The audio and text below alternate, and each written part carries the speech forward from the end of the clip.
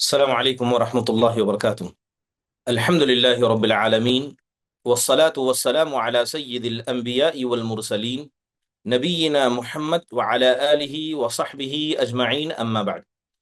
يقول الله سبحانه وتعالى: لقد كان لكم في رسول الله أسوة حسنة. محترم ومعزز حاضرین و حاضرات، الحمدللہ اللہ کے فضل و کرم سے جنازے کے احکام اور مسائل اس مسئلے پر تقریباً ما قبل کئی کلاسز ہو چکی ہیں۔ اسی سلسلے کو آگے بڑھاتے ہوئے آخری مرتبہ جن مسائل پر مختصر سے گفتگو کی گئی تھی وہ میت پر جنازے کا حکم تھا، اور کون آدمی نماز جنازہ پڑھے گا، کون پڑھائے گا، کس کس پر نماز جنازہ پڑھا جائے گا، اور کتنا وقت انتظار کرنا، اور جنازے کی جگہ کہاں ہونا چاہیے۔ ان بنیادی مسائل پر ما قبل درس کے اندر گفتگو ہوئی تھی۔ آج انشاءاللہ تعالی گفتگو کریں گے کہ اگر ایک سے زیادہ جنازے ایک مجلس میں، ایک مسجد میں حاضر ہو جائیں تو امام کس کو اپنے قریب رکھے گا اور کس کو قبلے کے قریب رکھے گا، یعنی اپنے سے دور رکھے گا۔ اس کے علاوہ کیا نماز جنازہ دوبارہ دہرائی جا سکتی ہے؟ اس کے علاوہ جو جماعت کے امام کے اور جو مأمومین ہیں، ان کے مسائل نماز جنازہ کے حوالے سے کیا ہو سکتے ہیں، اس کے علاوہ دیگر چیدہ مسائل پر انشاءاللہ تعالی آج ہمارے درمیان گفتگو ہوگی۔ بات کی جائے متعدد جنازوں کی، کہ اگر ایک ہی نماز میں ایک سے زیادہ میت یعنی جنازے شریک ہو جائیں تو ان سب پر ایک ہی نماز پڑھی جائے گی، ٹھیک ہے؟ تو ان سب پر ایک ہی نماز پڑھی جائے گی۔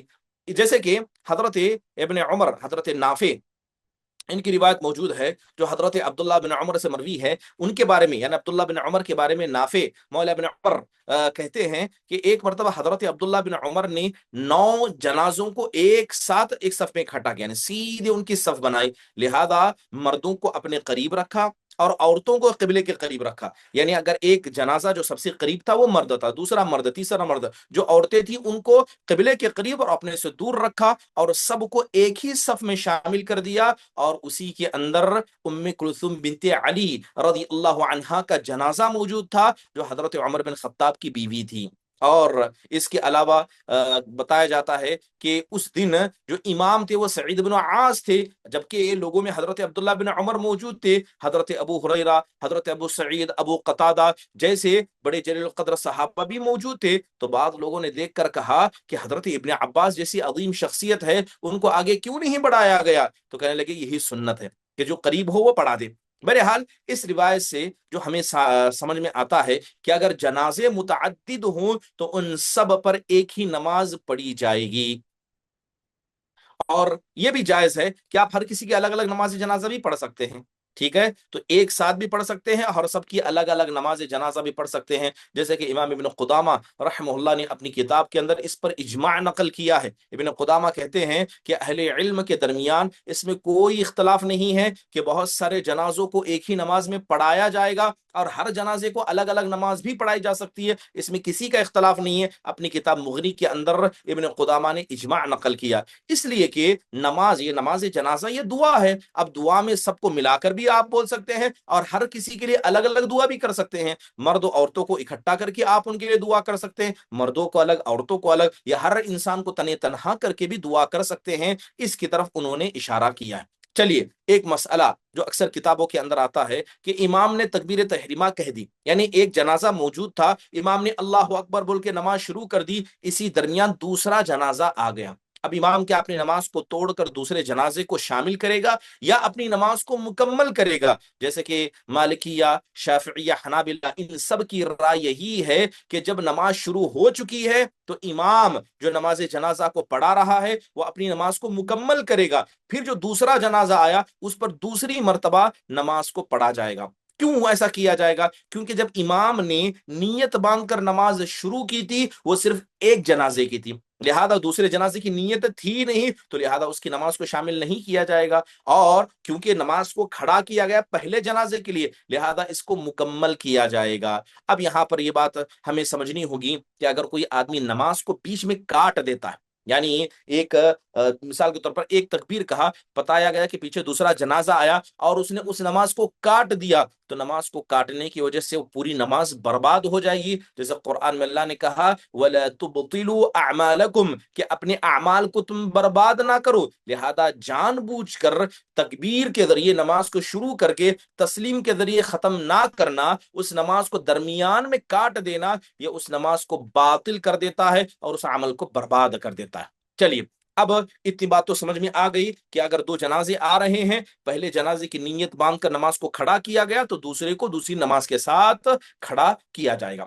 اب متعدد جنازے، کس کو قریب رکھا جائے گا، کس کو دور رکھا جائے گا؟ بنیادی طور پر اگر جنازے مردوں اور عورتوں کے ملا کر ہیں، یعنی مرد بھی موجود ہیں اور عورتیں بھی موجود ہیں، تو اس میں کوئی اختلاف نہیں ہے کہ مردوں کو امام سے قریب کیا جائے گا۔ مرد حضرات یہ امام کے پہلے قریب ہوں گے، پھر اس کے بعد بچوں کو رکھا جائے گا، اور اگر کسی مخنث کا، ٹھیک ہے، جو نہ مرد ہے نہ عورت ہے، مخنث کا بھی جنازہ ہوگا تو پہلے مرد، پھر بچے، پھر اس کے بعد مخنث، اور اس کے بعد قبلے کے جتنا قریب ہو سکے عورتوں کے جنازوں کو رکھا جائے گا۔ یہ تقدیم کیا ہے، سلف صالحین کے نزدیک ایسی ہی موجود ہے۔ سلف صالحین نے اس کا ذکر کیا، جیسے کہ میں نے حضرت نافع مولا ابن عمر کی روایت جو حضرت عبداللہ بن عمر سے روایت کرتے ہیں، اس کے اندر یہی چیز بتائی گئی کہ 9 جنازوں کو حضرت عبداللہ بن عمر نے ایک نماز کے ساتھ پڑھایا، تو مرد امام سے قریب تھے، عورتیں قبلے سے قریب تھی، لہذا ان کی صفوں کو ایسے ہی مرتب کیا گیا تھا۔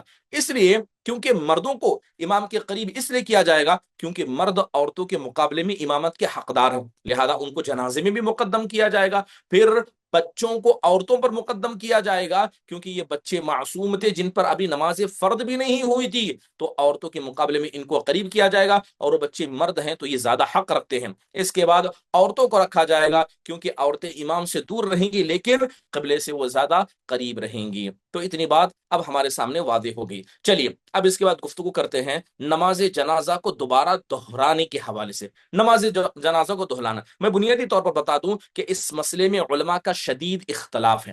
پہلی رائے یہ کہتی ہے کہ جس جنازے کو ایک مرتبہ پڑھا دیا گیا اس کی نماز جنازہ دوبارہ نہیں پڑھائی جائے گی۔ اب جو 4 مذاہب ہیں، چاہے احناف کو لیں، مالکیہ کو لیں، شافعیہ کو لیں، حنابلہ کے نزدیک ان سب کا اتفاق ہے کہ ایک نماز جس کو پڑھایا گیا اس نماز کو دوبارہ دہرایا نہیں جائے گا، کیونکہ یہ نماز واجبی نہیں، یہ نفل نمازوں میں سے ہے، لہذا نفل نماز کو دہرایا نہیں جاتا ہے۔ یہ پہلی رائے تھی۔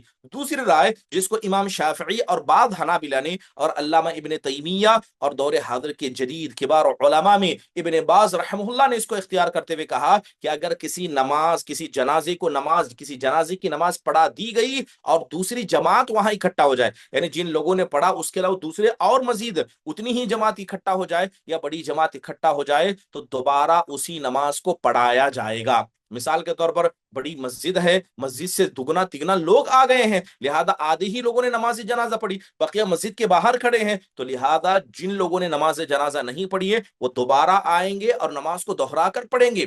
اس کو ابن تیمیہ رحمہ اللہ اور ابن باز رحمہ اللہ نے درست قرار دیا۔ وہ کہتے ہیں کہ جن نمازوں کو دہرانے کی اجازت ہے اس کے اندر نماز جنازہ بھی ہے، اور ایسی روایتیں بھی ہمارے سامنے ملتی ہیں۔ تو اتنا تو بات پتہ چلی کہ ایک ہی شخص کی نماز جنازہ بار بار پڑھی جا سکتی ہے، لیکن ہر بار نئے افراد کا ہونا ضروری ہے۔ چلیے اب نماز جنازہ کے حوالے سے جب ہم گفتگو کر ہی رہے ہیں تو جماعت کے، امامت کے اور مقتدیوں کے احوال جو نماز جنازہ میں ہونی چاہیے اس پر بھی مختصر روشنی ڈال دیتے ہیں۔ یہ بات ہم کو سمجھنا ہوگا کہ یہ جو جماعت کے ساتھ نماز جنازہ پڑھی جاتی ہے یہ کوئی شرط نہیں ہے۔ اگر ایک آدمی بھی نماز جنازہ اس میت کی پڑھ لے تو فرض ساقط ہو جائے گا، فرض ساقط ہو جائے گا، یعنی سب کا مل کر جنازے پر نماز کو اکٹھا کر کے پڑھنا یہ کوئی واجبات میں سے نہیں ہے۔ ٹھیک ہے، تو گویا اگر ایک آدمی نے بھی نماز جنازہ پڑھ لی تو جو فرض اس میت کا حق کا تھا وہ ادا ہو جائے گا۔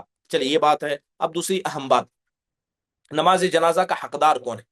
نماز جنازہ کا حقدار یعنی کون نماز جنازہ پڑھائے گا؟ میت ہے تو کون نماز جنازہ پڑھایا جائے گا؟ تو کہا جاتا ہے، علماء نے کہا ہے کہ جس آدمی کی وصیت میت نے کی ہو وہ سب سے زیادہ حقدار ہوگا، اور اس پر صحابہ کا اور اکثر سلف صالحین کا اتفاق ہے، اجماع ہے۔ جیسے قرآن میں اللہ نے کہا فمن بدلہ بعد ما سمعہ فانما اثمہ علی الذین یبدلونہ، تو لہذا میت نے جو وصیت کی، مثال کے طور پر میت نے وصیت کی، جو ہمارا امام ہے جو لوگوں کو نماز پڑھاتا ہے وہ بھی نہیں نماز جنازہ پڑھائے گا، اس کا بیٹا ہے عالم بھی ہے، تب بھی اس میت کی وصیت پر عمل کرتے ہوئے اس کو اختیار دیا جائے گا۔ اگر میت نے کسی دور کے رشتہ دار کی وصیت کی کہ میرا جنازہ میرے بیٹے کا پوتے کا فلاں آدمی پڑھائے جو عالم دین ہے، تو جس آدمی کی طرف میت نے اشارہ کیا ہو وہ سب سے زیادہ حق رکھے گا اس آدمی کے نماز جنازہ کا پڑھنے کا، کیونکہ نماز جنازہ دعا ہے اور آدمی کو پورا اختیار ہے کہ وہ اپنے لیے کس آدمی کی دعا اختیار کرے، اس کو اختیار ہے۔ تو یہ پہلی بات ہوئی۔ دوسری بات یہ ہے کہ جو میت کا ولی ہے وہ زیادہ حق رکھتا ہے، ٹھیک ہے؟ ایک ہوتا ہے والی، ایک ہوتا ہے ولی۔ والی کون ہے؟ جو نماز جنازہ کی طاقت رکھتا ہے، ٹھیک ہے، جو میت کا سب سے قریبی ہے، لہذا اس کو مقدم رکھا جائے گا۔ اگر باپ ہے تو بیٹا سب سے قریبی ہے، اگر بیٹے کا انتقال ہو گیا تو باپ سب سے زیادہ قریبی ہے، تو یہ لوگ جو ولی کی حیثیت رکھتے ہیں یہ سب سے زیادہ قریبی ہیں کہ اس کو رکھا جائے۔ اور بعض علماء نے یہ بھی کہا کہ اگر اسلامی حکومت ہو اور مسلمانوں کا کوئی بڑا والی ہو، مسلمانوں کا ذمہ دار ہو، جیسے صحابہ کے زمانے میں امیر المؤمنین ہوا کرتے تھے، تو وہ حق رکھیں گے۔ اگر میت نے وصیت نہیں کی ہے تو باپ کا انتقال ہو جائے تو بیٹے سے زیادہ افضل، بیٹے کا انتقال ہو جائے تو باپ سے زیادہ افضل وہ ولی حق رکھے گا کہ وہ نماز جنازہ پڑھائے۔ جیسے کہ حضرت عقبہ بن عمرو الثعلبہ رضی اللہ عنہ کی روایت، انہوں نے اللہ کے نبی علیہ الصلوۃ والسلام سے روایت کر کے کہا کہ آپ علیہ الصلوۃ والسلام نے حدیث میں فرمایا، جس کو امام مسلم نے اپنی کتاب کے اندر نقل کیا، آپ نے کہا لا یؤم الرجل فی سلطانہ، کہ کسی آدمی کی بادشاہت میں کوئی دوسرا آدمی کیا ہے نماز جنازہ نہ پڑھائے، اس کی امامت نہ کرے، کیونکہ نماز جنازہ امامت ہے۔ تو لہذا آدمی جو آدمی ولی ہے، جو سب کا مسلمانوں کا ذمہ دار ہے، تو اس کی موجودگی میں تو کوئی دوسرا کیسے ولی بڑھ سکتا ہے؟ خود نبی صلی اللہ علیہ وسلم اور آپ کے بعد خلفاء کو دیکھیں کہ جتنے بھی جنازے آئے اللہ کے نبی نے خود سب کے نماز جنازہ پڑھائی۔ حضرت ابوبکر کے زمانے میں جتنے جنازہ آئے سب کی نماز جنازہ حضرت ابوبکر نے پڑھائی، حضرت عمر کے زمانے میں آپ نے پڑھائی، حضرت عمر عثمان رضی اللہ عنہم اجمعین، ان کی موجودگی میں کسی دوسرے صحابی نے نماز جنازہ کے لیے آگے بڑھنے کی جرأت نہیں کی، تو پتہ یہ چلا کہ جو مسلمانوں کا ولی ہوگا، مسلمانوں کا جو والی ہوگا، ذمہ دار ہوگا، وہ اس بات کا حق رکھتا ہے کہ وہ نماز جنازہ کو پڑھائے، ٹھیک ہے؟ اب سوال یہاں پر یہ پیدا ہوتا ہے کہ کیا عورتیں بھی نماز جنازہ پڑھ سکتی ہیں؟ جی ہاں، عورتوں کو بھی نماز جنازہ پڑھنے کی اجازت ہے، بلکہ نماز جنازہ عورتوں پر مشروع ہے۔ اس کی بے شمار دلیلیں ہمارے سامنے ملتی ہیں، جیسے کہ حضرت عباد بن عبداللہ بن زبیر یہ بیان کرتے ہیں کہ حضرت عائشہ رضی اللہ عنہا انہوں نے حکم دیا کہ حضرت سعد بن ابی وقاص کے جنازے کو مسجد میں لایا جائے۔ جب ان کا انتقال ہوا تو حضرت عائشہ نے حکم دیا، کیونکہ اس وقت کی بڑی جلل و قدر تھی، نبی صلی اللہ علیہ وسلم کی بیوی ہم سب کی ماں تھی، لہذا انہوں نے حکم دیا کہ سعد بن ابی وقاص کے جنازے کو مسجد میں لایا جائے، کیونکہ وہ خود بھی نماز جنازہ پڑھنا چاہتی تھی اور عورتوں کو بھی انہوں نے بول کر رکھا تھا۔ تو حضرت سعد بن ابی وقاص رضی اللہ عنہ کے جنازے کو، جیسے کہ صحیح مسلم کی روایت کے مطابق، مسجد نبوی کے اندر پڑھا گیا اور عورتوں کی بڑی تعداد ان کے جنازے میں شریک تھی۔ اب دیکھیے، اب بہت سارے لوگ نماز جنازہ کے حوالے سے جب عورتوں کی بات کی جاتی ہے تو اختلاف کرتے ہیں۔ نماز جنازہ تو واجبات میں سے ہے نہیں، کسی ایک آدمی نے پڑھ لیا تو فرض کفایہ ہوا، اور اللہ نے تو اس کے رسول نے عورتوں کو کہا ہے کہ وہ فرض نماز بھی اپنے گھر میں پڑھے، لہذا اس نفلی نماز کے لیے عورتوں کو گھر سے نکالنا کیسے درست ہے؟ یہ بنیادی طور پر آپ یہ بات سمجھ لیں کہ جس طرح شریعت کے احکام کا مکلف ایک مرد ہے، ویسے ہی مکلف خواتین بھی ہیں، لہذا دعا ہے نماز جنازہ، یہ دعا ہے، چاہے مرد ہوں یا عورتیں ہوں، اس میں کوئی یہ نہیں کہہ سکتے کہ یہ نہیں دعا کر سکتے، وہ نہیں دعا کر سکتے، لہذا شریعت اسلامیہ اس کی پوری اجازت دیتی ہے۔ اور دوسری اہم بات یہ ہے کہ ایسی کوئی شرعی دلیل ہمارے سامنے موجود نہیں ہے جو عورتوں کو نماز جنازہ سے روکتی ہو، بلکہ حضرت عائشہ رضی اللہ عنہ کی جو روایت ہے جو صحیح مسلم کے اندر منقول ہے، اس میں تو صاف حضرت عائشہ کا حکم دینا کہ حضرت سعد بن ابی وقاص کے جنازے کو مسجد میں لایا جائے، وہ خود بھی شریک ہوئی اور اپنے تمام اصحاب کو بھی شریک کیا، یہ بات بتاتا ہے کہ وہ خاتون جنہوں نے 2210 حدیثیں جناب محمد الرسول اللہ صلی اللہ علیہ وسلم سے روایت کی، وہ اتنی بڑی شرعی مخالفت کریں گے؟ ایسا ہو نہیں سکتا۔ تو پتہ یہ چلا کہ نماز جنازہ خواتین کے لیے مشروع ہے، اور ان کی قریبی کا کسی کا انتقال ہو جائے، مسجد میں نماز جنازہ لائی جائے تو خواتین کو وہاں شریک ہونا چاہیے، اس میت کے لیے دعا کرنا چاہیے، یہ زیادہ افضل ہے، یہ زیادہ بہتر ہے، ٹھیک ہے؟ اب نماز جنازہ ہے، مرد ہے ہی نہیں، ساری عورتیں ہی عورتیں، تب کیا کریں گی؟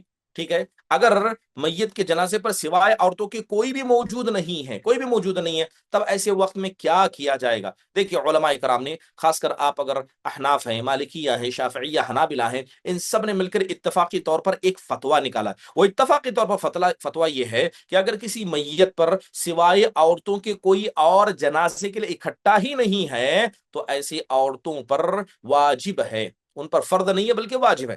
ٹھیک ہے، وہ جو فرض تھا وہ اسے ساقط ہو جائے گا، ایک واجب ہے کہ وہ نماز جنازہ کو ادا کریں، پڑھیں، نماز جنازہ کو پڑھیں، کیونکہ جس طرح عام نمازوں میں اکٹھا ہوتی ہے ویسے ہی پڑھیں گی، لہذا مردوں کی غیر موجودگی میں ضرورت کے طور پر وہ نماز جنازہ کو پڑھیں گی۔ شریعت اسلامیہ اس بات کا حکم دیتی ہے۔ چلیے، اب ایک اہم مسئلہ آتا ہے کہ نماز پڑھ لی گئی، میری نماز چھوٹ گئی، نماز جنازہ کے لیے تو آیا تھا لیکن نماز تو پڑھ گیا، اب میری نماز جنازہ چھوٹ گئی ہے، اب میں کیا کروں گا؟ کیا میں تنہا اس میت کی نماز جنازہ پڑھوں گا؟ اب سب نے پڑھ لیا ہے تو میں بھی چھوڑ دوں گا، کیا کروں گا؟ اب یہاں پر کچھ مسائل کو سمجھنا ضروری ہے۔ سب سے پہلی بات یہ ہے کہ اگر بعض تکبیرات ہم سے چھوٹ جائے، میں درجہ بدرجہ آ رہا ہوں، کہ اگر کسی آدمی کے بعض تکبیرات، 4 تکبیرات پڑھے جاتے ہیں، 2 تکبیریں چھوٹ گئی، 2 تکبیریں مجھے مل گئی، اب اس مسئلے میں علماء نے اختلاف کیا ہے کہ کیا کیا جائے۔ تو سب سے پہلا قول یہ ہے کہ ان تکبیروں کو امام کے سلام کے بعد انسان کو ادا کرنا چاہیے۔ ٹھیک ہے، امام کے سلام، جیسے امام نے سلام پھیرا پھر اس کے بعد آپ دوبارہ تکبیروں کو ادا کیجئے، پھر اس کے بعد سلام پھیریے۔ ایسا نہیں ہونا چاہیے، ایسا نہیں ہونا چاہیے کہ امام نے سلام پھیر دیا اور آپ اپنی نماز کو کنٹینیو کر رہے ہیں پھر بعد میں سلام پھیریں۔ ٹھیک ہے، تو اگر آپ کی 2 ہی تکبیر ملی ہیں، یہ پہلی رائے ہے علماء کی، اس میں حضرت حدیث سے رسول صلی اللہ علیہ وسلم بھی موجود ہے۔ حضرت ابو ہریرہ کہتے ہیں کہ میں نے اللہ کے نبی علیہ الصلوۃ والسلام کو کہتے ہوئے سنا، اذا اقیمت الصلاۃ فلا تأتوها تسعون واتوها تمشون واتوها تمشون وعلیکم السکینہ فما ادرکتم فصلوا وما فاتکم فاتموا۔ اللہ کے نبی صلی اللہ علیہ وسلم نے ایک حدیث میں فرمایا کہ جب نماز کے لیے آنا تو دوڑتے ہوئے مت آنا، بلکہ سکون اور وقار کے ساتھ آنا، جب جو مل جائے اسے پڑھ لینا، جو چھوٹ جائے بعد میں ادا کر لینا۔ تو آپ دیکھیں کہ اللہ کے نبی صلی اللہ علیہ وسلم نے نماز کے بارے میں کیا کہا کہ جو مل جائے اس کو پڑھ لو، جو چھوٹ جائے بعد میں مکمل کرو۔ کیا نماز جنازہ اس سے جدا ہے؟ کیا نماز جنازہ اس سے الگ ہے؟ نہیں، عام نمازوں پر قیاس کرتے ہوئے علماء نے کہا کہ وہ پہلے 2 رکعت، پہلے 2 تکبیروں کو پڑھ لے گا، امام کے ساتھ سلام پھیرے گا، پھر بقیہ 2 تکبیرات کو ادا کرے گا۔ یہ پہلی علماء کی رائے۔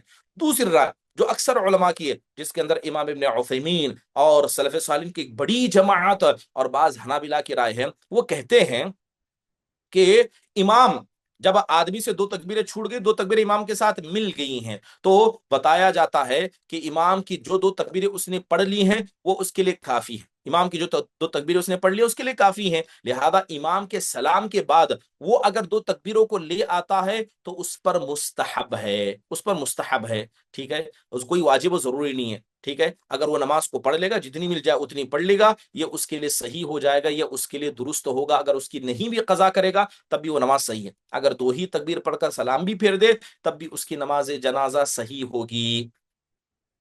ٹھیک ہے، تو یہ اکثر علماء کی رائے ہے۔ اب مثال کے طور پر اسی کے بارے میں یہ بات کہی جاتی ہے کہ انسان، جیسے مثال کے طور پر عید کی نماز کا وقت تھا، کسی آدمی کی 7 تکبیریں جو ہونی چاہیے، 4 تکبیر ملی، 3 تکبیریں چھوٹ گئی، اب ایسے وقت کیا کرے گا انسان؟ بعد میں الگ سے تکبیروں کو بولے گا؟ نہیں، اس کی اجازت نہیں ہے، جتنا مل گیا اتنا لے لیجیے، جتنا چھوٹ گیا چھوڑ دیجیے۔ اگر 7 میں سے صرف 2 ہی تکبیریں ملی، بقیہ آپ سے 5 تکبیریں چھوٹ گئی، تو آپ ان 5 تکبیروں کو ادا نہیں کریں گے، جتنا مل گیا پڑھ لیں گے، جو چھوٹ گیا چھوڑ دیں گے۔ تو کہتے ہیں کہ اسی پر قیاس کرتے ہوئے ابن عثیمین رحمہ اللہ نے کہا کہ امام کے ساتھ جتنی بھی تکبیریں مل جائیں اس کو پڑھ لیجئے، بقیہ چھوڑ سکتے ہیں، اگر ادا کر لیں تو یہ مستحب ہے، ورنہ واجب اور ضروری نہیں ہے۔ چلیے، اب یہاں پر ایک بات ہم یہ چیز کرتے ہیں۔ ٹھیک ہے، اب ایک شخص آیا ہے، شخص آنے کے بعد 2 تکبیریں ملی ہیں اور 2 تکبیریں چھوٹی ہیں، اب امام صاحب نے سلام نہیں پھیرا، تو امام صاحب کے سلام پھیرنے سے پہلے کیا میں ان تکبیروں کو ادا کر لوں؟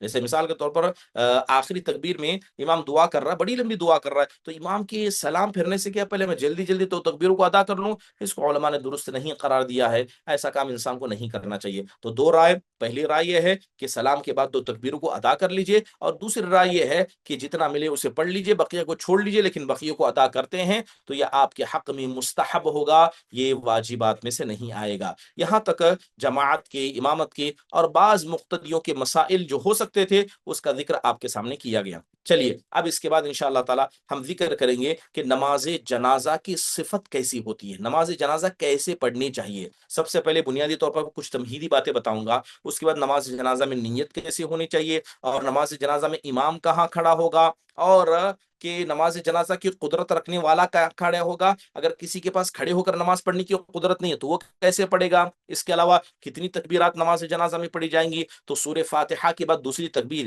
پہلی تکبیر کے بعد سورہ فاتحہ پڑھنا چاہیے نہیں پڑھنا چاہیے، نبی پر درود کیسے بھیجنا چاہیے، میت کے لیے دعا کیسے کرنی چاہیے، اور تکبیر، چوتھی تکبیر کے بعد کیا پڑھنا مشروع ہے، اور نماز جنازہ میں کتنے سلام کیے جائیں گے، اور نماز جنازہ کی بھی کیا کچھ سنتیں ہیں جن کا اہتمام انسان کو کرنا چاہیے۔ انشاءاللہ تعالی تقریباً یہ 10 ایسے مسئلے ہیں، دھیرے دھیرے ان تمام مسائل پر انشاءاللہ تعالی آپ کے سامنے گفتگو کی جائے گی۔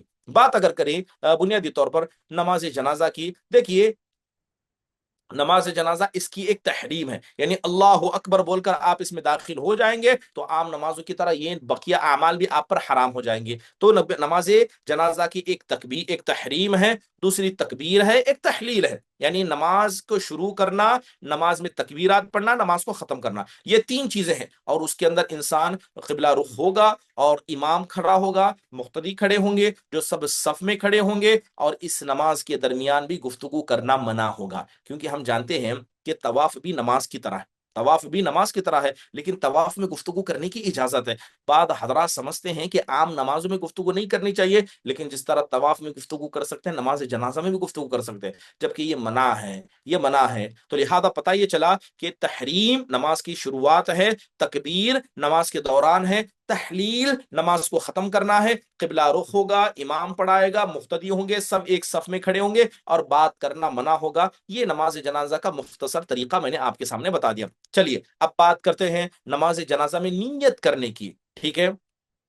تو یہ بات سمجھ لیں کہ نماز جنازہ یہ عبادتوں میں سے ہے، اگر کوئی آدمی بغیر نیت کے آ کے ایسی کھڑ کر پڑھ کر چلا جائے اس کی نماز نہیں ہوگی، کیونکہ بڑی مشہور روایت ہے انما الاعمال بالنیات، کہ انسان جتنے بھی اعمال کرتا ہے جو اللہ کو خوش کرنے کے لیے، اللہ کی اطاعت میں، نبی کی فرما برداری میں کرے گا، ہر اعمال کے لیے نیت کا ہونا شرط ہے، اس کے بغیر نماز نہیں ہوگی، لہذا نماز جنازہ عبادتوں میں سے ہے، اس کے لیے نیت کا ہونا ضروری ہے۔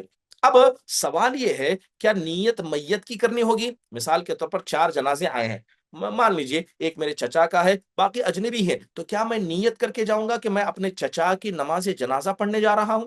کیا میت کی نیت کرنا ہوگا، یا بس نماز جنازہ کی نیت کافی ہے جتنے بھی جنازے ہو؟ تو علماء نے صاف طور پر کہا ہے کہ کسی خاص میت کی تعیین ضروری نہیں ہے۔ اب جو لوگ حج عمرے پر جاتے ہیں ان کو جانتے بھی نہیں، پہچانتے بھی نہیں، کس کا نام پتا ہے، کون مرد ہے، کون خاتون ہے، کون بچہ، کچھ نہیں پتا ہوتا ہے، بس لوگ امام صاحب نماز جنازہ پڑھتے ہیں تو لوگ پڑھ لیتے ہیں، تو لہذا پتا یہ چلا کہ صرف نماز کی نیت کافی ہے، جنازے کی تعیین کی نیت ضروری نہیں ہے، جنازے کی تعیین کی نیت ضروری نہیں ہے۔ چلیے اب اس کے بعد بات کریں کہ امام کہاں کھڑا ہوگا، جو امام نماز جنازہ پڑھا رہا ہے اس کی جگہ کیا ہے، وہ کہاں پر کھڑا ہوگا؟ تو سب سے پہلی بنیادی بات یہ ہے کہ امام کے لیے شرط ہے، ٹھیک ہے، کہ امام کے لیے شرط ہے کہ میت اس کی نگاہوں کے سامنے ہو، جو جنازہ سلایا جائے گا وہ سامنے ہو، ٹھیک ہے۔ اگر کوئی آدمی جنازے کو پیچھے رکھ کے وہ آگے چلا جائے، جنازہ پیٹ کے پیچھے ہوگا وہ آگے چلا جائے تو اس کی نماز باطل ہے، شریعت ایسی نماز کی اجازت نہیں دیتی ہے۔ ابی غالب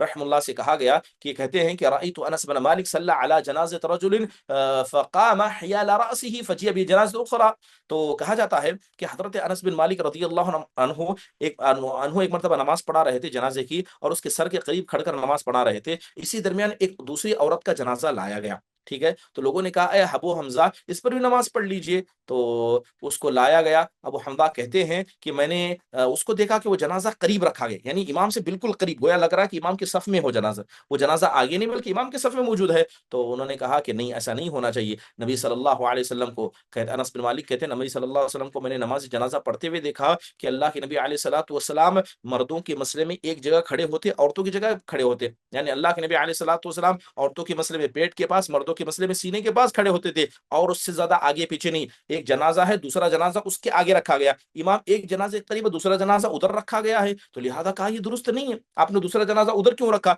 गोया जिस तरह सफ है, एक जनाजा दूसरा जनाजा, जबकि इमाम यहां खड़ा है, तो हजरत अनस बिन मालिक ने इसका इनकार किया, कैसा नहीं होना चाहिए। लिहाजा जनाजों की जो सफ की होगी, एक जनाजा, दूसरा जनाजा, तीसरा जनाजा, मर्दों की सफ ऐसे है, जनाजों की सफ ऐसे बनेगी। लिहाजा जो इमाम है वो पहले जनाजे का ख्याल करके पड़ेगा। मान लीजिए पहला जनाजा मर्द का है, दूसरी औरत का है, दोनों की जगह इमाम खड़े होने की अलग अलग है, तो जो पहला जनाजा है उसका ख्याल करके इमाम खड़ा होगा, उसके बाद वाले जनाजे चाहे किसी भी जिन्स के हो, मर्द हो खवातीन हो, इससे कोई फर्क नहीं पड़ता है। तो लिहाजा ये बात हमको समझ में आई। अल्लाह के नबी अलैहिस्सलातु वस्सलाम की रिवायत आप कहा करते, सल्लू कमा रअयतुमूनी उसल्ली, कि वैसे तुम नमाज जनाजा, वैसे तुम नमाज पढ़ा करो जिस तरह तुम मुझे नमाज पढ़ते हुए देखते हो।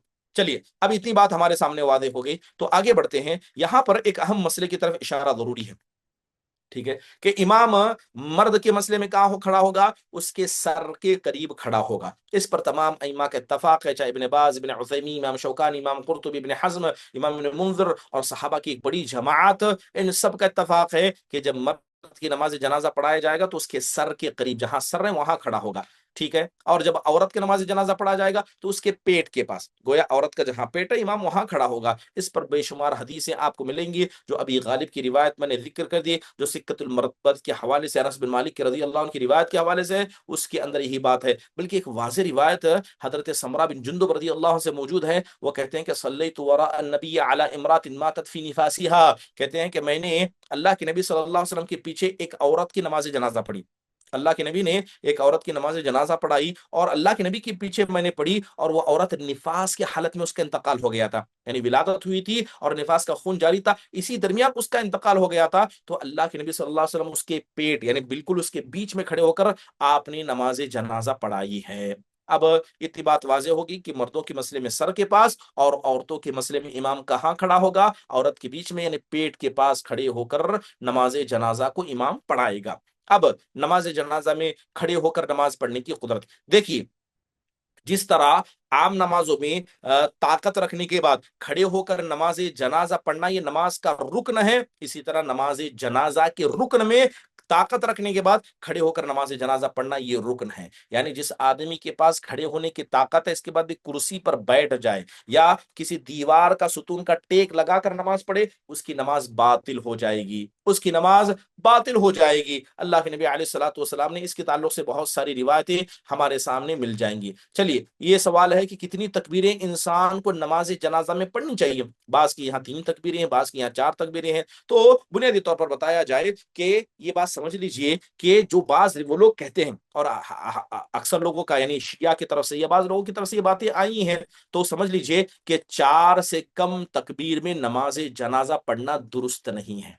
4 से कम तकबीर में नमाज़ें पढ़ा जनाजा पढ़ना दुरुस्त नहीं है। कितनी रिवायतें? बहुत सारी रिवायतें आपको इस हवाले से मिल जाएंगी। सही बुखारी मुस्लिम की एक रिवायत सुनिए, जिसको हजरत अब्दुल्लाह बिन जाबिर बिन अब्दुल्लाह रदी अल्लाह अन्हुमा रिवायत करते हैं कि अल्लाह के नबी सल्लल्लाहु अलैहि वसल्लम ने असहमत नज्जाशी, जो नज्जाशी बादशाह था, उसके ऊपर नमाज जनाजा पढ़ी, फकब्बरा अलैहि अरबआ, साफ अल्फाज सही बुखारी मुस्लिम के कि अल्लाह के नबी ने 4 तकबीरें कही थी। और यही रिवायत हजरत अबू हुरैरा से भी मरवी है, कहते हैं जब नज्जाशी का इंतकाल हुआ तो अल्लाह के नबी सल्लल्लाहु अलैहि वसल्लम ने लोगों के बाहर निकले, सबको नमाज के लिए इकट्ठा किया और आपने वहां पर 4 तकबीरात पढ़ी। अब रहा मसला, क्या 4 तकबीर से ज्यादा पढ़ा जा सकता है? नहीं, ये दुरुस्त नहीं है, गैर मशरू अमल होगा। अल्लाह के नबी ने 4 पढ़ी है, 4 ही पढ़नी चाहिए, क्योंकि अल्लाह के नबी अलैहिस्सलातु वस्सलाम की ये नमाज, जैसे आपने कहा कि सल्लू कमा रअयतुमूनी उसल्ली, कि वैसे तुम नमाज पढ़ा करो जैसे मुझे तुमने नमाज पढ़ते देखा है, तो लिहाजा ना 4 से कम होना चाहिए, ना 4 से ज्यादा होना चाहिए।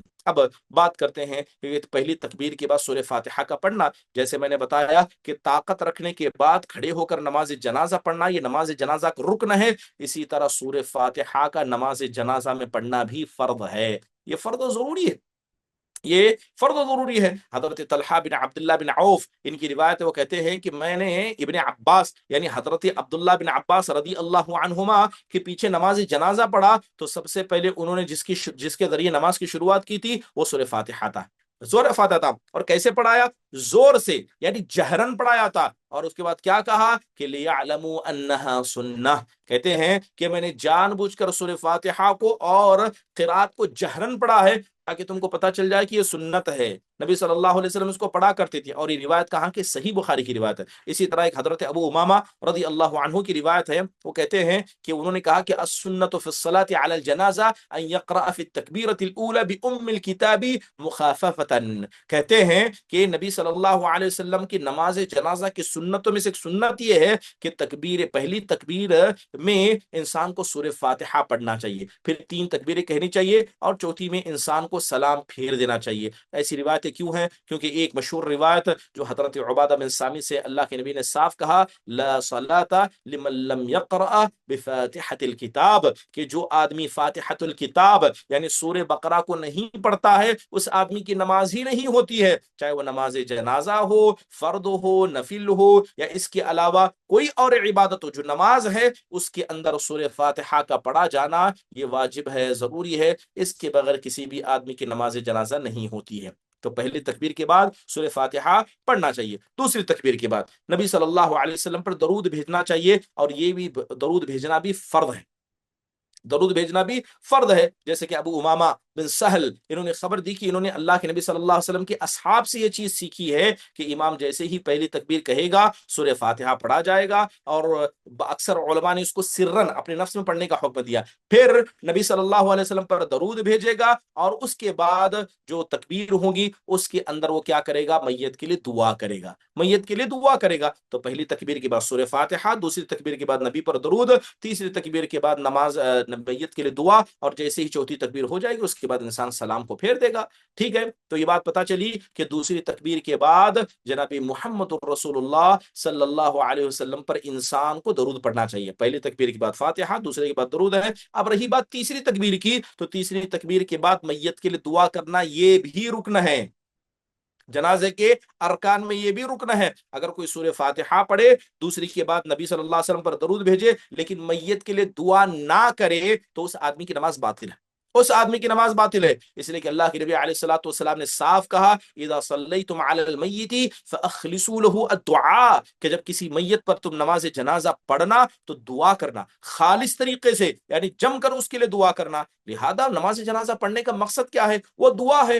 آپ نے سورہ فاتحہ پڑھا، آپ نے کیا کیا؟ نبی پر درود بھیجا، لیکن جب دعا کی بات آئی آپ خاموش ہو گئے، آپ نے کچھ دعا نہیں پڑھی، ایسے لوگوں کی نماز جنازہ باطل ہو جاتی ہے۔ اور میں معذرت کے ساتھ کہوں گا کہ ہمارے یہاں آدھا بڑا طبقہ، بلکہ خواتین کا بڑا طبقہ ایسا ہے جن کو نماز جنازہ کی دعائی یاد نہیں ہے، نماز جنازہ کی دعائی یاد نہیں ہے، وہ خاموش ہو جاتی ہیں۔ لہذا جو کوئی چاہے مرد ہو خاتون ہو، اگر وہ اپنی نماز جنازہ میں میت کے لیے دعا نہ کرے، ایسے سب لوگوں کی نماز باطل ہے، نہیں ہوگی، کیونکہ علماء نے میت کے لیے دعا کو یہ نماز جنازہ کا رکن قرار دیا ہے۔ ٹھیک ہے، اب پہلی تکبیر کے بعد فاتحہ، دوسری تکبیر کے بعد نبی پر درود، تیسری تکبیر کے بعد آپ نے کیا کیا؟ میت کے لیے دعا کی۔ اب اس کے بعد چوتھی تکبیر کہی جائے گی۔ چوتھی تکبیر کے بعد کیا انسان کو کرنا چاہیے؟ اس میں علماء کی دو رائے۔ چوتھی تکبیر کے بعد کیا کرنا چاہیے؟ علماء کی دو رائے۔ پہلی رائے یہ ہے کہ چوتھی تکبیر کے بعد سلام سے پہلے بھی انسان کو میت کے لیے دعا کرنی چاہیے، چوتھی تکبیر کے بعد سلام سے پہلے بھی میت کے لیے دعا کرنی چاہیے، بلکہ ہلکا سا وقت امام کو دینا چاہیے۔ اور یہی بات ابن عثیمین، علامہ البانی، امام شوکانی، بلکہ امام احمد، احناف، شافعیہ، مالکیہ، ان سب کے نزدیک یہی رائے ہے کہ جیسے ہی چوتھی تکبیر کہی جائے، سلام پھرنے سے پہلے بھی میت کے لیے دعا کی جائے گی، بلکہ اسی طرح دعا کی جائے گی جس طرح تیسری تکبیر کے بعد، یعنی چوتھی تکبیر سے پہلے دعا کی گئی تھی۔ یہ پہلی رائے ہے۔ دوسری رائے جو ابن عباس رحم اللہ کی ہے، وہ کہتے ہیں کہ چوتھی تکبیر کے بعد کوئی دعا نہیں، اس کے بعد سلام ہے۔ چوتھی تکبیر کے بعد کوئی دعا نہیں، اس کے بعد سلام ہے، اور یہ بعض مالکیہ اور ابن باز رحم اللہ کی ہے، اس لیے کہ نماز جنازہ کے اندر جو دعا پڑھی جاتی ہے وہ دعا ایک ہی مرتبہ پڑھی جاتی ہے، وہ تیسری تکبیر کے بعد اور چوتھی تکبیر سے پہلے ہے، لہذا چوتھی تکبیر کے بعد سلام، اس کے بیچ میں کچھ نہیں ہے، لہذا ایک اختلافی مسئلہ ہے۔ ابن باز رحم اللہ کی رائے سنیں تو وہ کوئی دعا نہیں کہتے ہیں، جبکہ علامہ البانی رحم اللہ علیہ، ابن عثیمین رحم اللہ علیہ اور علماء کا ایک بڑا طبقہ کہتا ہے کہ انسان چوتھی تکبیر کے بعد اور سلام سے پہلے جو بیچ میں گیپ ہے اس میں دعا پڑھ لے گا، اور یہ رائے زیادہ اقوا ہے، یہ رائے زیادہ بہتر ہے۔ چلیے اب پہلی تکبیر ہو گئی، سورہ فاتحہ پڑھ لا، دوسری تکبیر ہو گئی، آپ نے نبی پر درود بھیجا، تیسری تکبیر ہو گئی، اس میں آپ نے میت کے لیے دعا کی، اور چوتھی تکبیر ہو گئی۔ اب میں نے اختلافی مسئلہ ذکر کیا، کہا کہ چوتھی تکبیر کے بعد بھی میت کے لیے دعا کی جائے گی سلام سے پہلے۔ اب اس کے بعد کیا کیا جائے گا؟ اس کے بعد سلام پھیرا جائے گا۔ سلام پھیرنا بھی نماز کے رکن میں سے ایک رکن ہے۔ اگر کوئی آدمی سب کر لے، پہلی تکبیر کہا، سورہ فاتحہ پڑھا، دوسری تکبیر کہا، نبی پر درود بھیجا، تیسری تکبیر کہا، اور اس کے بعد اس نے نماز جنازہ کی دعا پڑھی، چوتھی تکبیر بھی کیا، لیکن سلام نہیں پھیرا، سلام نہیں پھیرا، تو ایسے آدمی کی نماز باطل ہے، کیونکہ نماز جنازہ کے ارکان میں سلام پھیرنا بھی ایک رکن ہے۔ کیونکہ عمومی حدیثیں ہیں، عمومی حدیثوں کے اندر کیا ہے؟ وہ تحلیلها التسلیم، کہ نماز کو حلال کرنے والی چیز، یعنی نماز سے باہر نکلنے کی چیز کیا ہے؟ سلام کرنا ہے۔ آپ نے ساری نماز تو پڑھ لی، مگر السلام علیکم یعنی نماز کے لیے آپ نے سلام ہی نہیں مکمل کیا، تو آپ کی نماز مکمل نہیں ہوتی ہے، بلکہ وہ نماز ناقص رہ جاتی ہے،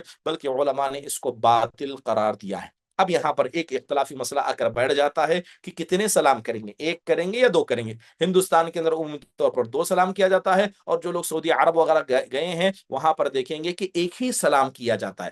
نماز جنازہ میں کتنے سلام؟ دائیں اور بائیں ایک طرف کریں گے، صرف دائیں طرف کریں گے؟ علماء کا اس مسئلے میں اختلاف موجود ہے کہ وہ ایک سلام ہے یا دو سلام۔ دونوں رائے میں آپ کے سامنے بتا دیتا ہوں۔ پہلی رائے یہ ہے کہ نماز جنازہ میں دو سلام کرنا یہ مستحب ہے، دو سلام کرنا مستحب ہے، یہ بعض احناف، بعض شافعیہ اور ابن حزم رحم اللہ کے قول ہے۔ کیسے دلیل لیتے ہیں؟ حضرت ابن مسعود، عبداللہ بن مسعود، امام طبری نے ایک روایت کو نقل کیا، اس کے اندر یہ بات موجود ہے، کہتے ہیں کہ ثلاث خصال كان رسول اللہ صلی اللہ علیہ وسلم يفعلهن۔ عبداللہ بن مسعود کہتے ہیں کہ تین عادتیں تھیں جن کو اللہ کے نبی صلی اللہ علیہ وسلم انجام دیا کرتے تھے۔ ترکہ الناس، پھر کہتے ہیں کہ لوگوں نے اس کو چھوڑ دیا، وہ کیا ہے؟ احداہن التسلیم علی الجنازہ مثل التسلیم فی الصلاۃ۔ اس کے اندر پہلی چیز انہوں نے بیان کی کہ عام نمازوں کی طرح جنازوں پر سلام پھیرنا۔ عام نمازوں میں انسان کتنے سلام پھیرتا ہے؟ دو پھیرتا ہے۔ تو یہ روایت کیا بتاتی ہے؟ کہ دو سلام پھیرے جائیں گے جس طرح عام نمازوں میں ہوتا ہے۔ دوسری رائے یہ ہے کہ ایک ہی سلام مختصر کافی ہے، ایک ہی سلام پر اختصار کرنا یہ کافی ہے۔ یہ مالکیہ، حنابلہ اور قدیم شافعیہ، بعض سلف صالحین کے نزدیک، بلکہ دور حاضر کے کبار علماء ابن باز، ابن عثیمین رحم اللہ، ان سب کے نزدیک ایک ہی سلام ثابت ہے۔ کیوں؟ کیونکہ یہ ایک سلام حضرت عبداللہ بن عباس رضی اللہ عنہ سے ثابت ہے۔ آپ اگر مصنف عبد الرزاق کو پڑھیں گے، امام داؤد کی کتاب، اور اس طرح مسائل احمد، امام بحقی نے سنن الکبریٰ کے اندر، اور علامہ البانی نے احکام الجناز کے اندر اس روایت کو صحیح قرار دیا ہے کہ حضرت ابن عباس نے ایک ہی سلام پھیرا تھا، حضرت ابن عباس نے ایک ہی سلام پھیرا تھا، جبکہ دوسری روایت جو عبداللہ بن مسعود کی ہے اس کے اندر دو سلام کا تذکرہ ہے۔ اب افضل کیا ہے؟ آپ کے یہاں جو چلتا ہے اس کو کیجیے۔ دونوں طرح کی روایت ہمارے سامنے موجود ہے، دونوں طرح کے۔ اگر ہندوستان میں دو سلام چلتے ہیں تو دو سلام پڑھیے، سعودی عرب جائیں ایک سلام پڑھا جاتا تو ایک ہی سلام پڑھیے، کیونکہ یہ بھی ثابت ہے وہ بھی ثابت ہے، لہذا اختلاف سے انسان کو بچنا چاہیے۔ بسا اوقات یہ سنتی، یہ مستحب اعمال کرنے کے لیے انسان اتنا اختلاف کر جاتا ہے جو اختلاف حرام کا درجہ لے لیتا ہے۔ تو یہ کیسی عقل مندی ہے کہ ایک سنت کو پانے کے لیے آپ نے حرام جیسا عظیم گناہ انجام دیا؟ چلیے اس کے بعد آخری بات میں کہہ کے اپنی بات کو ختم کروں گا، وہ نماز جنازہ کی سنتیں ہیں کہ نماز جنازہ کی سنتیں کیا ہیں۔ نماز جنازہ کی سنتوں کے اندر اپنے ہاتھوں کو اٹھانا، پہلی تکبیر کے بعد دونوں ہاتھوں کو اٹھانا۔ کہاں تک اٹھائے گا؟ جس طرح عام طرح نماز میں اٹھاتا ہے، کندھے تک، کان کی لو تک، یہاں تک انسان اٹھائے، یہ ان دونوں کے بیچ میں، یہ پہلی تکبیر کے بعد اٹھائے گا، یہ سنتوں میں سے ہے۔ ٹھیک ہے، اب رہا مسئلہ کہ تکبیر کے اولا، یعنی اولا پہلی تکبیر جو اللہ اکبر کہی، اس کے اندر انسان نے ہاتھ اٹھایا، اب اس کے بعد اور جو تکبیریں کہی جاتی ہیں اس میں ہاتھ اٹھانے کا کیا حکم ہے؟ تو کہتے ہیں کہ یہ سنت ہے، سنت ہے مصلی کے لیے کہ ہر تکبیر پر ہاتھ اٹھا سکتا ہے، واجبات میں سے نہیں ہے۔ ابن باز، ابن عثیمین رحم اللہ کی تو یہی رائے، بلکہ داؤد الظاہری رحم اللہ نے یہی رائے رکھی، کیونکہ حضرت عبداللہ بن عمر رضی اللہ عنہما سے ثابت ہے کہ وہ جنازے میں ہر تکبیر کے بعد ہاتھ اٹھایا کرتے تھے۔ تو پہلی بات یہ ہے کہ ہر تکبیر کے بعد ہاتھ اٹھانا یہ سنت ہے، کر سکتے، جائز ہے، ابن عباس رضی اللہ عنہ سے بھی ثابت ہے۔ ٹھیک ہے، اب رہا مسئلہ، بعض علماء کے نزدیک یہ کہتے ہیں کہ اٹھانا ضروری نہیں ہے، اگر انسان بس ایک بار اللہ اکبر بول کے اٹھا لے اور دوبارہ نہ اٹھائے تو اس میں کوئی حرج کی بات نہیں ہے۔ اب رہا مسئلہ کہ قراءت کو جہرن پڑھایا جائے گا، سری طور پر پڑھا جائے گا، جو نماز جنازہ پڑھ رہے ہیں وہ کیسے پڑھیں گے؟ تو یہ بات آپ سمجھ لیجئے کہ نماز جنازہ، ٹھیک ہے، نماز جنازہ اصل میں سرن ہی ہے، سری طور پر ہی نماز جنازہ پڑھی جائے گی، الا یہ کہ اگر کسی کو نہیں آتا ہے، تعلیم کے لیے انسان جہرن پڑھانا چاہتا ہے تو پڑھا سکتا ہے۔ پڑھا سکتا ہے، ٹھیک ہے، جیسے کہ حضرت امام ابو امام الباہلی رضی اللہ عنہ کی بڑی مشہور روایت ہے اس کے تعلق سے موجود ہے۔ اور نماز جنازہ پڑھنے کے حوالے سے کیا بعض لوگ کہتے ہیں کہ رات میں نماز جنازہ پڑھ سکتے ہیں؟ ٹھیک ہے، جی ہاں، رات ہو دن ہو کبھی بھی اگر جنازہ ہو جائے تو انسان نماز جنازہ پڑھ سکتا ہے۔ اور تکبیرات کے مسئلے میں کیا ہے، تکبیرات کو انسان کو بلند آواز سے کرنا چاہیے، بلند آواز سے کرنا چاہیے، سلام بھی انسان کو بلند آواز سے پھیرنا چاہیے، اور جو نبی صلی اللہ علیہ وسلم پر درود بھیجنا ہے یا دعا کرنا ہے یہ سری طور پر ہی کیا جائے گا، اس پر تمام علماء کا اتفاق ہے، سری طور پر کیا جائے گا۔ نبی صلی اللہ علیہ وسلم نے ساری نماز جنازہ سرن پڑھائی، یعنی زور سے آپ نے نہیں پڑھا ہے، سورہ فاتحہ آپ نے سرن پڑھا، آپ نے اپنے اوپر درود سرن پڑھا، اس کے علاوہ دعا آپ نے سرن کی، تو یہی اصل ہے، یہی اصل ہے۔ اور اس کے علاوہ نماز جنازوں میں صف کا خیال کرنا یہ بھی سنتوں میں سنت ہے۔ کچھ بنیادی باتیں آپ کے سامنے رکھی ہیں، اللہ تبارک و تعالیٰ سے دعا ہے کہ اللہ تبارک و تعالیٰ ہم سب کو شریعت اسلامیہ کی تعلیم کو صحیح طور پر جاننے، انہیں سمجھنے اور اپنی زندگی میں انہیں نافذ کرنے کی اللہ تعالیٰ ہم سب کو توفیق نصیب فرمائے، آمین۔ اگر کسی کا کوئی مختصر سوال ہوگا تو ضرور بیان کریں۔ اب ہمارے پاس جو اب تک میں نے پڑھایا وہ مریض کے احکام اور جس آدمی کی موت کا وقت قریب آ جائے اس کے احکام، میت کو غسل دینے کا طریقہ، تکفین کا طریقہ اور تکفین کے احکام و مسائل، میت پر نماز جنازہ کے احکام و مسائل، تقریباً ان چیزوں پر گفتگو ہو چکی ہے، ٹھیک ہے۔ اب انشاءاللہ تعالیٰ ان احیان اللہ وعافانا آگے ہم ذکر کریں گے جنازے کو اٹھانا اور دفن کرنے کے احکام مسائل۔ ابھی بہت ساری چیزیں اس کے اندر رہ گئی ہیں، جیسے جنازے کو اٹھانا کے پورے احکام مسائل اور دفن کرنے کے احکام مسائل، قبرستان کے احکام مسائل، اور جب جنازے کا دفن ہو جائے تو تعزیت جو کرتے ہیں اس کے احکام مسائل۔ انشاءاللہ تعالیٰ ایک دو تین درس کے اندر ان تمام باتوں کو سمیٹنے کی کوشش کریں گے۔ جزاک اللہ خیر واحسن اللہ علیکم۔ اگر کسی کوئی سوال ہوگا تو مختصر انداز سے پوچھ لیں۔